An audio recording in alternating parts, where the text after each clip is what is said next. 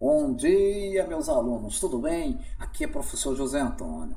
Veja só, dando continuidade aos nossos estudos sobre a disciplina Jogos de Empresa, eu resolvi fazer essa revisão porque no futuro teremos uma prova, né? E eu fiz algumas questões para a gente discutir nesse momento sobre o conteúdo.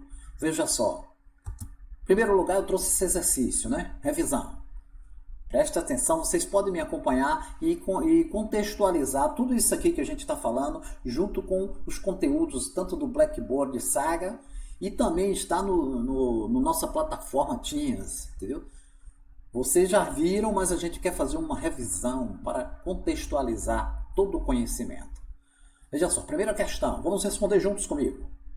Tendo sido utilizado no Brasil a partir de 1977, os jogos de simulação empresarial surgiram com uma metodologia para aperfeiçoamento do recurso ensino-aprendizagem. É isso aí, veja só. Surgiu em 77, jogos de simulação de empresas, né? Uma metodologia para aperfeiçoar o recurso de ensino-aprendizagem, ou seja, do ensino do modo geral, para preencher as necessidades dos alunos que estarem diretamente envolvidos com as decisões de empresas.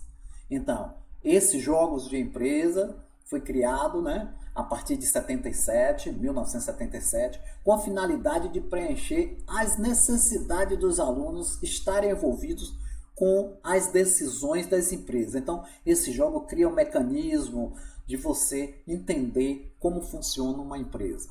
Empresas de alta competitividade e no seu mercado, estimulando a criatividade empresarial e o trabalho em grupo, tão necessário ao administrador moderno. Isso é uma teoria de Naben e Ferrari, né? 1995. Aí a gente faz a questão, sobre jogos de empresa, pode-se afirmar exceto, veja só, ele está dizendo que todas as questões estão certas, mas tem uma que está errada. Veja só, os jogos, vamos começar de baixo. Portanto, pode-se imaginar que brincadeiras e jogos acompanharam os seres humanos desde a sua própria evolução.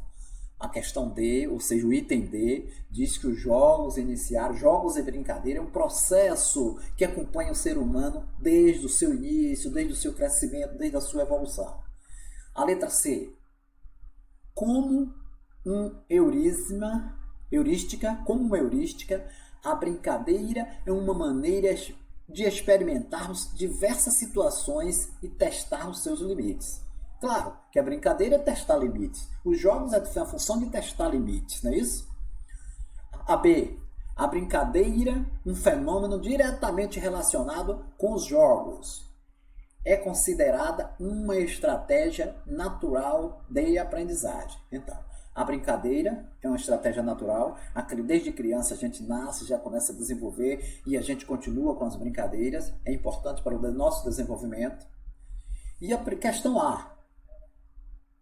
Jogos e diversões são considerados frivolidades.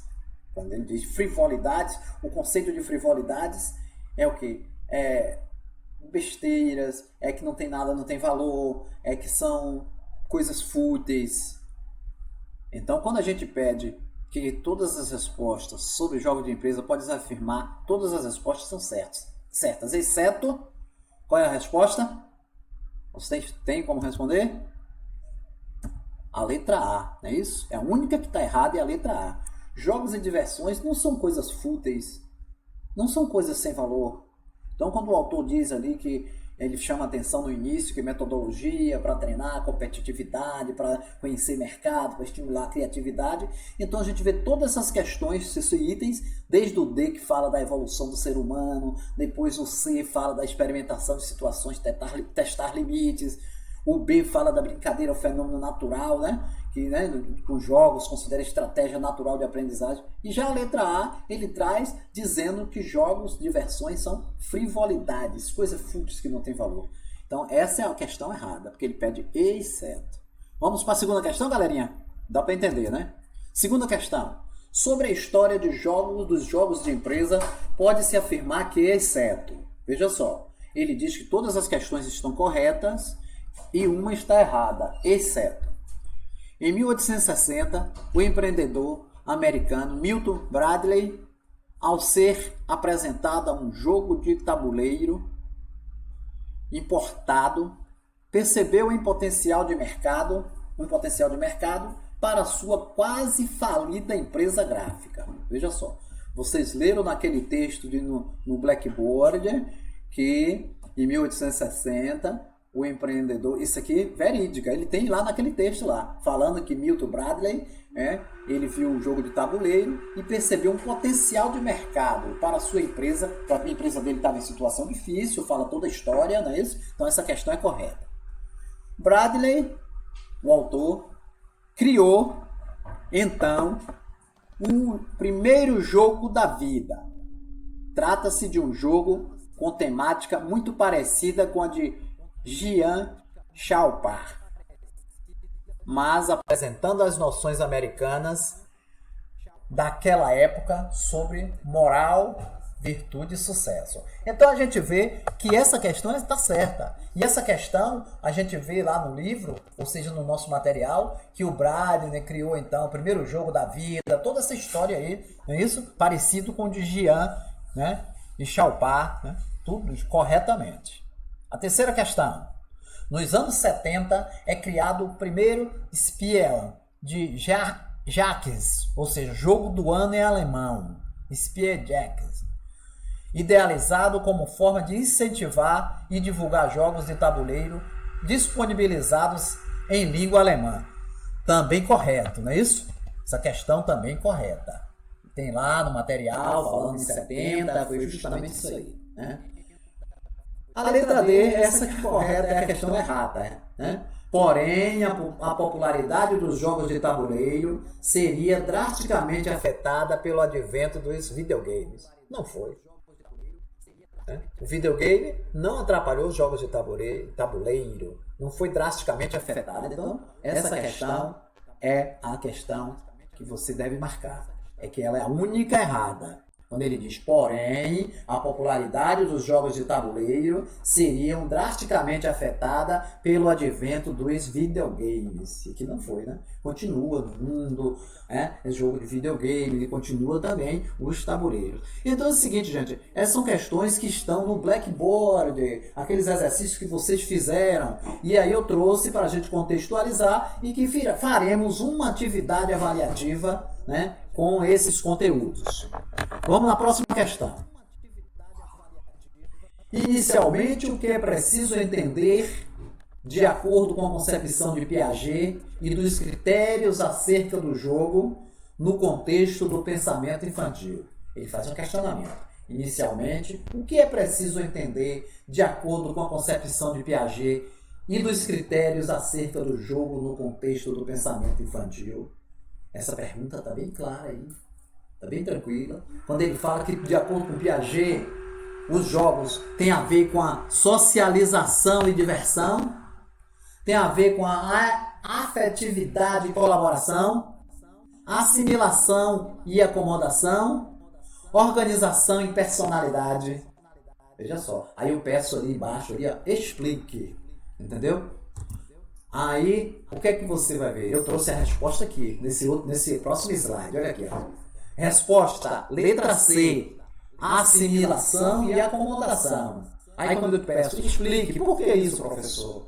Segundo Piaget, a assimilação é o processo pelo qual a criança incorpora elementos externos ao próprio esquema. Por sua vez, a acomodação é o processo pelo qual a criança modifica o seu estágio mental em resposta a agentes externos. Viu aí, galerinha? Olha a resposta certa aí. Letra C, assimilação e acomodação. Aí eu trago ali dizendo que a assimilação é uma forma diferenciada e acomodação também é outra. Aí ele traz mais abaixo aqui. Socialização, diversão, afetividade, colaboração, organização são os agentes externos. Então a nossa resposta é a letra C. Veja só, a gente voltando a ela aqui, a letra C, assimilação e acomodação. Entendeu? Aí a gente vai para a quarta questão. Jogos de empresas correspondem a uma metodologia de treinamento composta por um conjunto de atividades sequenciais e estruturadas. Veja só, tá certo, né? Jogos de empresas corresponde à metodologia de treinamentos composta por um conjunto de atividades sequenciais e estruturadas que simulam um ambiente empresarial ideal, altamente competitivo, né? Altamente competitivo. Esse consiste em uma das várias definições aplicáveis aos jogos de empresa proposta por. Isso aí, quando ele fala esse conceito, ele diz o seguinte: quem é que traz esse conceito? Quem que diz? Essa abordagem é de quem? É de Gramsci? É de Taleb? É de Wilhelm, Bracante e Pinto? Eu já coloquei até a resposta aí. Então é o seguinte, a resposta é a letra D. Esse é um conceito que está lá no material da gente, lá do Saga Blackboard, onde o Bracante e Pinto ele traz essa abordagem. Eu trouxe até uma complementação, se não me engano, aqui. Trouxe aqui Bracante e Pinto, onde ele traz aqui, deixa eu ler aqui para vocês. Deixa eu abrir o link aí, né? Esse link aí é muito importante. Ó, Bracante e Pinto tá aqui, ó. Bracante e Pinto. Esse estudo concorda com Bracante e Pinto. Eu trouxe esse material 2003. E Gramsci, né? 2007. Então, em 2003, eles trouxeram essa abordagem sobre os jogos de empresa. Aí deixa eu aumentar aqui para você ver, né? Então é interessante quando a gente